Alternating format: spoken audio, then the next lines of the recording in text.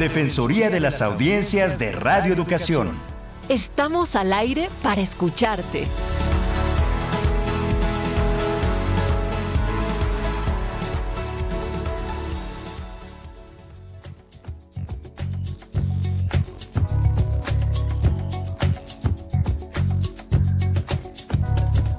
Hola, ¿qué tal amigos, amigas? Bienvenidos, bienvenidas a una emisión más del programa de la Defensoría de las Audiencias de Radio Educación.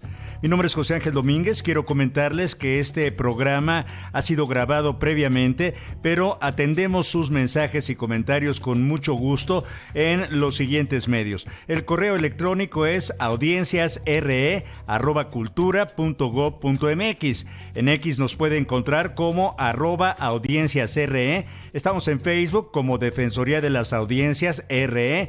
En WhatsApp hay un número para dejar un mensaje que será entregado posteriormente a la producción del programa. Es el 55 12 33 29 15 y un teléfono en cabina 55 41 55 10 60. Queremos recordarle que por los festejos del centenario de Radio Educación estamos retransmitiendo una serie especial que lleva por nombre Radio Pública, pionera en la Defensoría de las Audiencias, historia breve de una larga lucha. Son 10 episodios en los que se hace un recuento de cómo surgió esta figura en la radio mexicana, precisamente aquí en Radio Educación. Y puede escucharla todos los días a las 10 de la mañana en la frecuencia del 96.5 FM y a las 16:30 horas en la frecuencia del 1060 de amplitud modulada. En esta ocasión, la defensora de las audiencias, la maestra Ana Cecilia Terrazas, sostuvo una conversación con la doctora Oneivis Torres Figueroa. Oneivis Torres Figueroa es doctora en comunicación por la Universidad Iberoamericana, tiene un postdoctorado en la Benemérita Universidad Autónoma de Puebla. Estudió la maestría en Ciencias de la Comunicación en la Universidad de La Habana y la licenciatura en Comunicación Social en la Universidad Central Marta Abreu de las Villas. Es miembro del Sistema Nacional de Investigadores nivel candidata. Su línea de investigación actual se enfoca al análisis de la pragmática del lenguaje en medios. Ha publicado un capítulo de libro, 8 artículos en revistas científicas arbitradas y un libro de autor, El poder del lenguaje en la televisión pública, editado por la Ibero. Ha sido ponente y conferencista magistral en congresos en Cuba, México y España. Es coorganizadora del Congreso de Investigadoras del SNI y de Iberoamérica. También es miembro de la Red de Mujeres Científicas. Tiene experiencia profesional como locutora, guionista y productora de televisión. Es profesora investigadora de tiempo completo e indeterminado en la Universidad Autónoma Metropolitana, Unidad Xochimilco. Y en esta conversación nos habla precisamente de su libro El poder del lenguaje en la televisión pública. Los invitamos a escuchar esta conversación.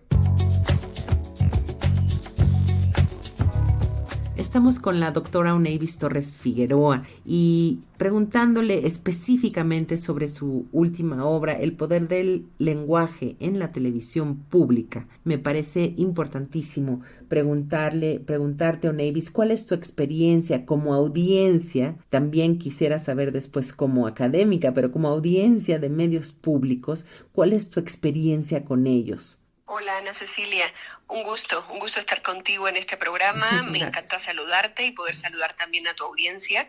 Esa pregunta que haces, por supuesto que me hace recordar un acercamiento y una proximidad a los medios como audiencia, como académica, como dices, inevitablemente, pero también como profesional de los medios de comunicación. Tuve una experiencia, y voy a partir de ahí, de 9 años, desde muy joven, en la televisión en Cuba. Y cuando aquí en México tengo mis primeras experiencias académicas, para mí fue inevitable pensar la docencia y la investigación conjugada precisamente con esa práctica que había tenido de casi 9 años en medios cubanos. Cuando llego a un contexto mexicano, obviamente llego como académica, porque llego a hacer mi tesis doctoral, una investigación durante 4 años en la Universidad Iberoamericana, y inevitablemente me lleva eso a pensar un contexto nuevo, un contexto mediático nuevo, que era muy diferente al contexto cubano,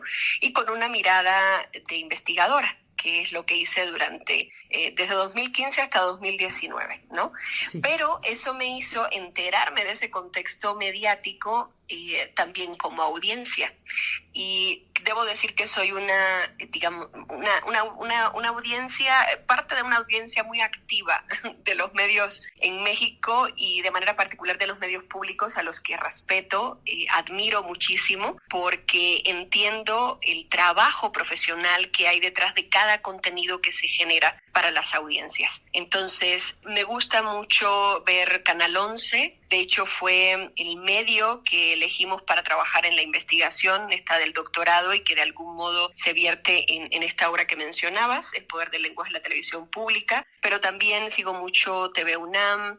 Soy menos de la radio, debo decirlo así, pero Radio Educación tiene para mí un lugar importantísimo por los principios, ¿no?, que hacen defender precisamente a la audiencia mexicana como lo ha hecho, ¿no?, durante tantísimos años. Entonces, pues también sigo y me interesa hacer un contraste como audiencia y también como investigadora con los medios privados y comerciales, obviamente, pero a los medios públicos los tengo en un lugar muy importante dentro de mi consumo mediático como audiencia. Muy bien. Y además ahora yo no había incluido, pero por supuesto lo asumía, la experiencia que se tiene en la televisión cubana, claro que hace que la doctora Onevis Torres Figueroa nos pueda contar muchísimas cosas respecto de sus reflexiones sobre lo que deben y lo que no deben hacer los medios públicos de comunicación, pero déjame regresar un poco al libro y a esta parte académica, que es una investigación muy rica, que en este espacio casi nunca tenemos y nuestras audiencias en Radio Educación son muy radioeducadas y lo pueden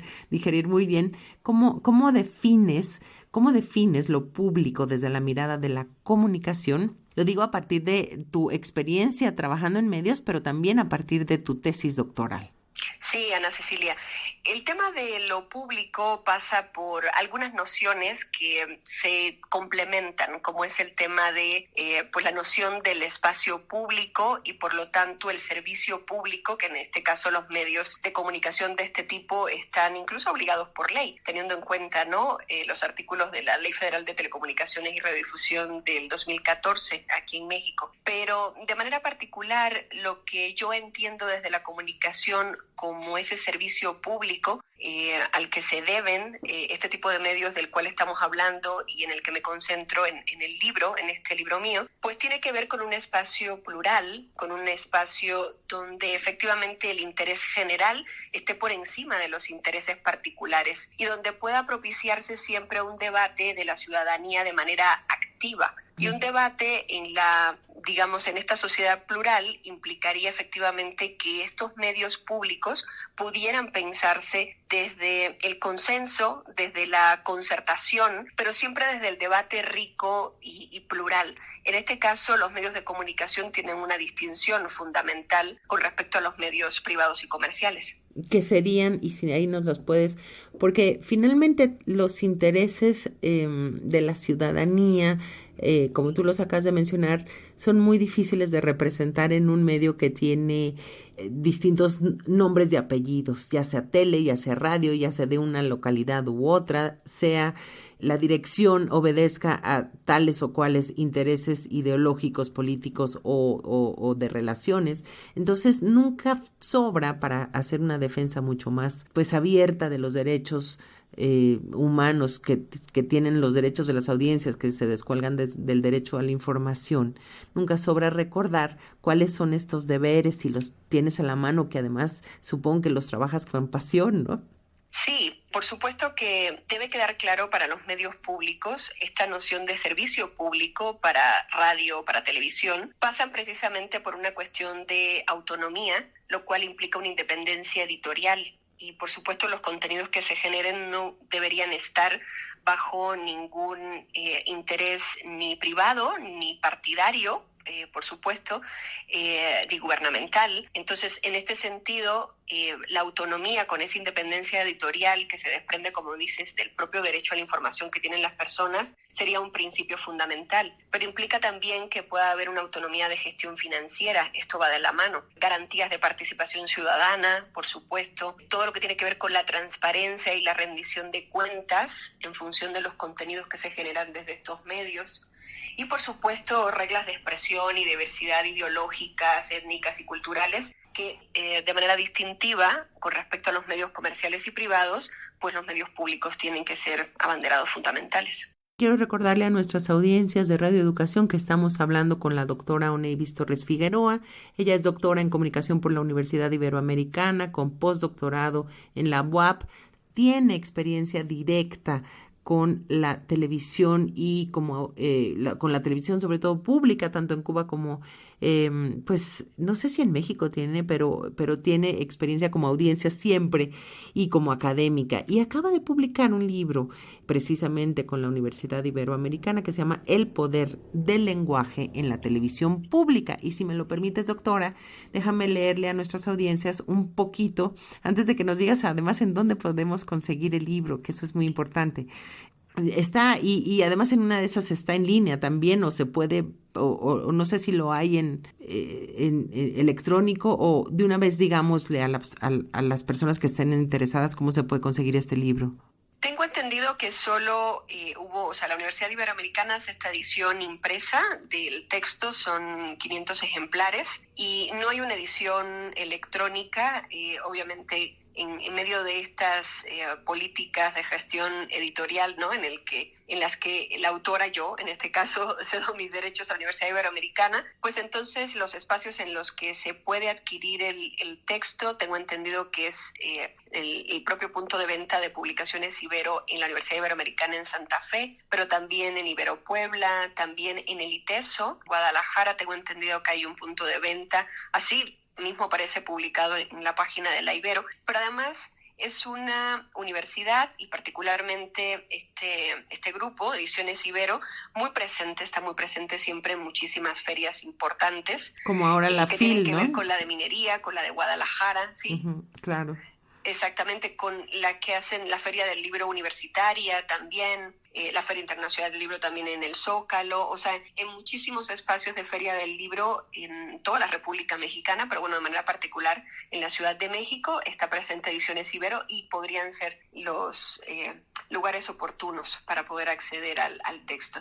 Hasta ahora no hay es su primera edición y hasta ahora no hay una edición electrónica a la cual se pueda acceder, pero te digo, si sucede, te aviso para que le puedas comentar a tu audiencia y entonces si están interesadas, pues que puedan acudir al mismo en edición electrónica. Y de todas maneras hay que recomendar mucho El poder del lenguaje en la televisión pública, porque al final de cuentas todas las audiencias, todas las personas somos audiencias de la televisión pública en uno o en otro momento, y habría que ver cómo se conjuga el lenguaje y el espacio público. Y debo decir que en la Cuarta de Forros, o en un resumen, dice lo siguiente: escasas son las ocasiones que en los estudios de la comunicación se relaciona la filosofía analítica del lenguaje con el análisis de los medios públicos en México.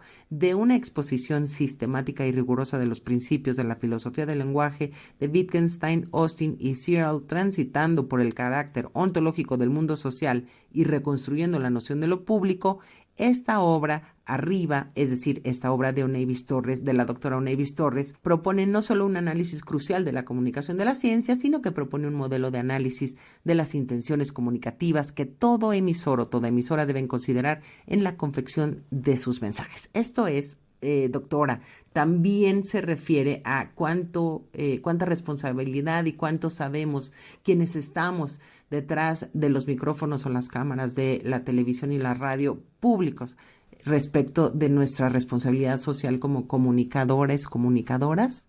Y esa sería una pregunta. Y si nos pudieras decir cómo armaste con estos tres autores un poco la construcción del lenguaje y el medio público.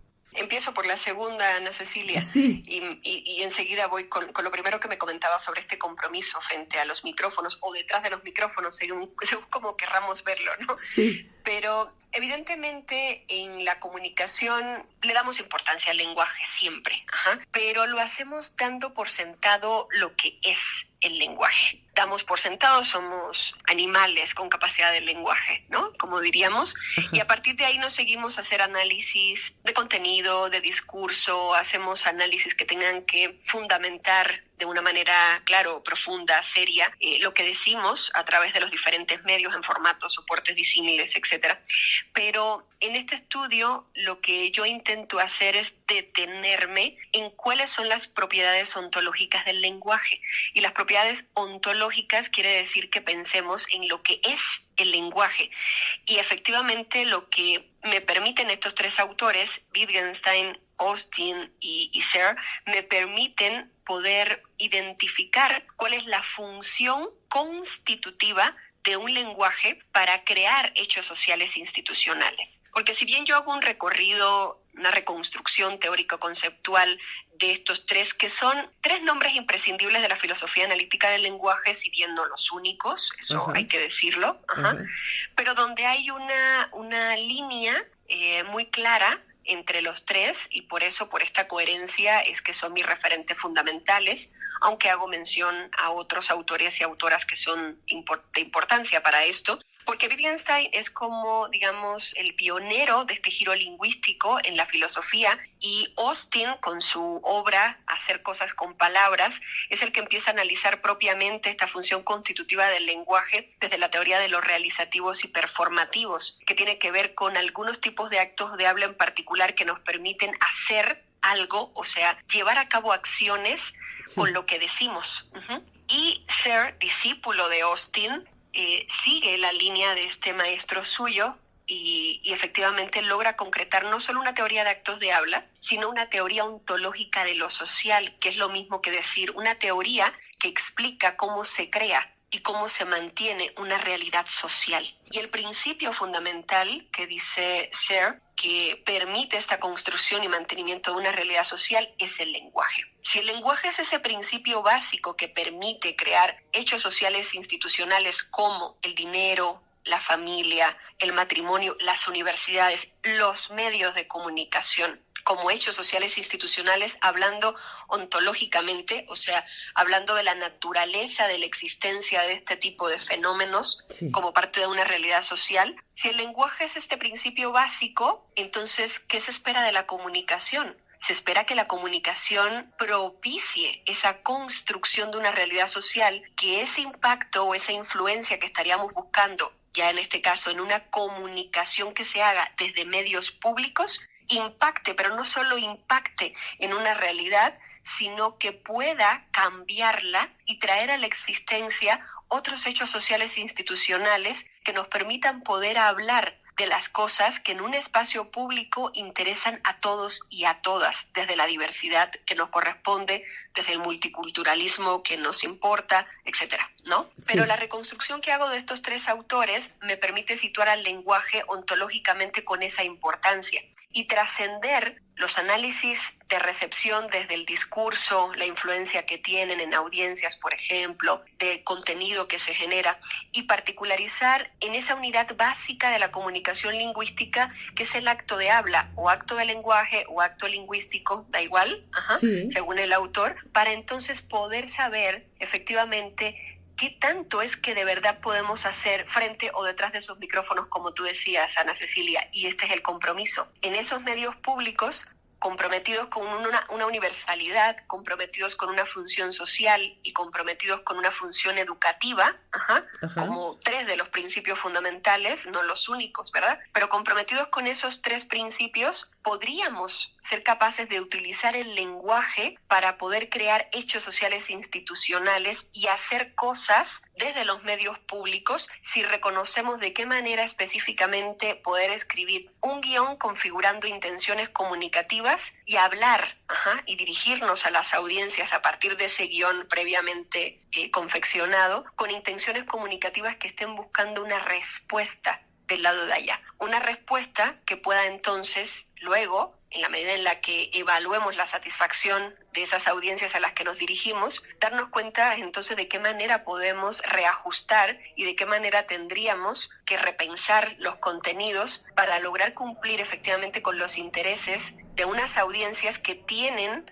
el derecho de utilizar la información que le ofrecemos para hacer cosas por sus propios medios y para resolver sus problemas ellos mismos, ellas mismas, en los entornos particulares en los que se encuentran. Por eso yo advierto que el compromiso está ligado, o sea, va de la mano con lo que el lenguaje nos puede ofrecer si reconocemos esas propiedades ontológicas, que es el fundamento teórico de la investigación.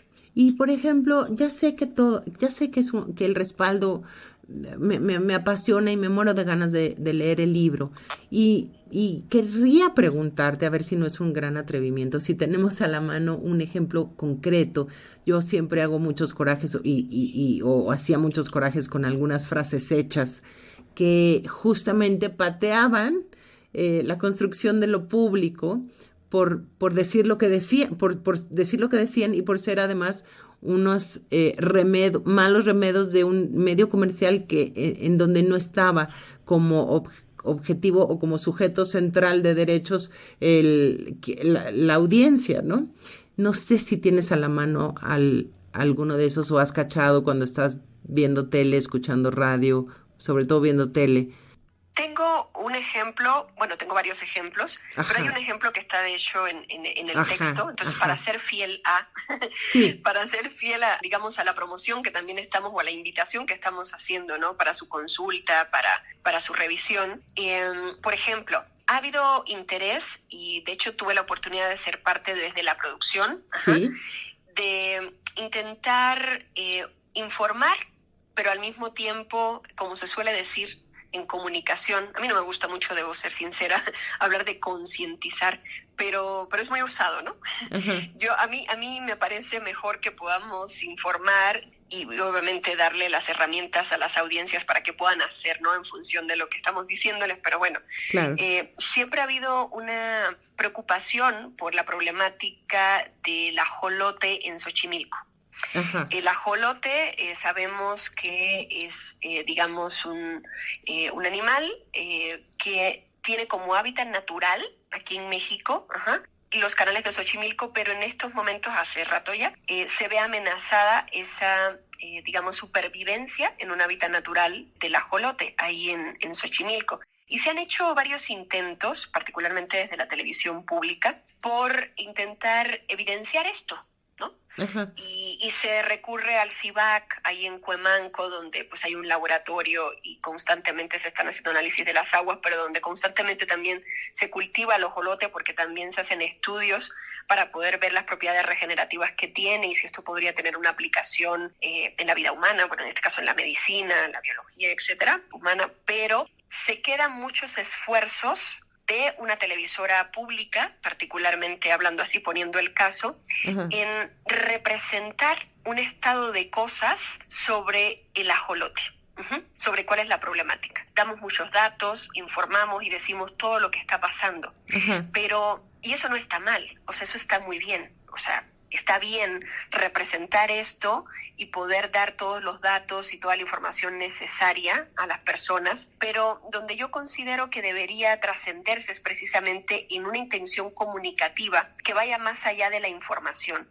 Cuando informamos, lo único que podemos esperar del lado de allá, de las audiencias, es que las personas conozcan sobre de lo que estamos hablando. Sí. Pero si trascendiéramos del uso de actos de habla meramente asertivos o constatativos, que son la mayoría de los que utilizamos cuando informamos y representamos un tipo de estado de cosas, en este caso la problemática de la ajolota y en Xochimilco, si trascendiéramos el uso de esos actos de habla y pasáramos también a utilizar actos de habla que interpelaran directamente a las personas que pueden hacer algo en el cuidado precisamente de esos canales y de esas aguas donde vive el ajolote o malvive el ajolote, entonces podríamos estar teniendo intenciones comunicativas que vayan más allá de esperar que las personas conozcan lo que ocurre, sino de esperar que las personas puedan hacer algo. Si les decimos exactamente qué pueden hacer, cómo pueden hacerlo.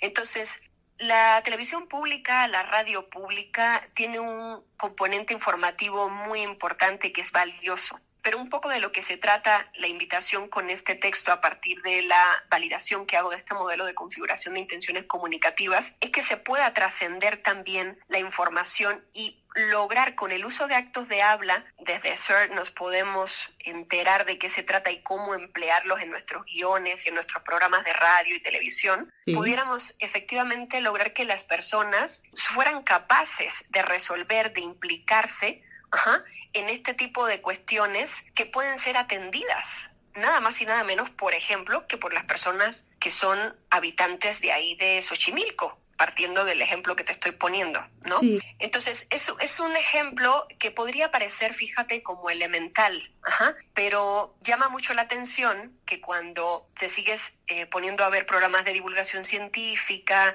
o programas informativos o de análisis según de la actualidad política, cultural, social, pues seguimos rozando en esto, en el uso constante de actos de habla asertivos constatativos que no necesariamente invitan y dan las herramientas de cómo las personas pueden hacer cosas con esa información y de qué manera y en qué espacios. Sí, doctora, te interrumpo. Y si construye, o sea, nada más para que quede mucho más claro para nuestras audiencias, por ejemplo, una frase construida con estos actos que decía Searle, en el ejemplo del ajolote sería... Sí. Vamos a elaborarla rápidamente. Sí. Por ejemplo, estamos constantemente habituados a oír decir, el ajolote enfrenta una situación extrema para supervivir en los canales de Xochimilco. Esto que acabo de decir es un acto de habla constatativo o meramente asertivo. Sí. Si yo, en lugar de eso, como locutor, como periodista, como guionista que prepara un programa y configura intenciones comunicativas, además de describir toda esta situación, les dijera a los habitantes de Xochimilco, pueden construir las chinampas de esta manera para que las aguas de Xochimilco, de los canales, no se contaminen. Las trajineras tendrían que tener un protocolo de tal y tal más cual y pueden reunirse para armar grupos de voluntarios que permitan de vez en cuando sanear las aguas, y aquí ya me estoy inventando un poco de cosas, Ana Cecilia. Está bien. Pero a lo que me refiero es que si pudiéramos concretamente dar acciones, y no tienen que ser los propios y las propias profesionales de los medios, comúnmente invitamos a investigadores, a personas que son especialistas, expertas en el tema, y no es la excepción en el caso, por ejemplo, de lo que ahí se investiga en el CIVAC, por ejemplo, en el Cuemanco, que te decía, en Cuemanco. Y sin embargo, a veces entrevistamos a esos investigadores e investigadoras y los ponemos a repetir la información que de nuevo podemos encontrar de fuentes secundarias documentales de eso. Y no les ponemos a educar así a unos habitantes de una zona que puede tomar acciones muy concretas y muy valiosas para cambiar esa situación, por ejemplo. Muy bien, pues muchísimas gracias a la doctora Oneibis Torres Figueroa, doctora en comunicación por la Universidad Iberoamericana, quien acaba de publicar El poder del lenguaje en la televisión pública. Gracias, Oneibis. Gracias a ti, Ana Cecilia. Un gusto compartir contigo este tiempo. Ojalá se repita. Claro que sí. Les agradecemos muchísimo el habernos acompañado en una emisión más de la Defensoría de las Audiencias, y los invitamos a comunicarse con la maestra Ana Cecilia Terrazas, defensora de las audiencias de Radio Educación. El correo electrónico es audienciasre@cultura.gov.mx. En X nos encuentra como @audienciasre. En Facebook, Defensoría de las Audiencias RE, y el número de WhatsApp para dejar un mensaje es 55 12 33 29 15. Los esperamos la próxima semana a las 17 horas, los miércoles. Esa es nuestra cita aquí en Radio Educación. Trabajamos para usted Jocelyn Vega, Roberto Hernández, Ramiro Romero, Natalia Luna, Alma Lilia Martínez, Ana Cecilia Terrazas, José Ángel Domínguez y Mario Ledesma.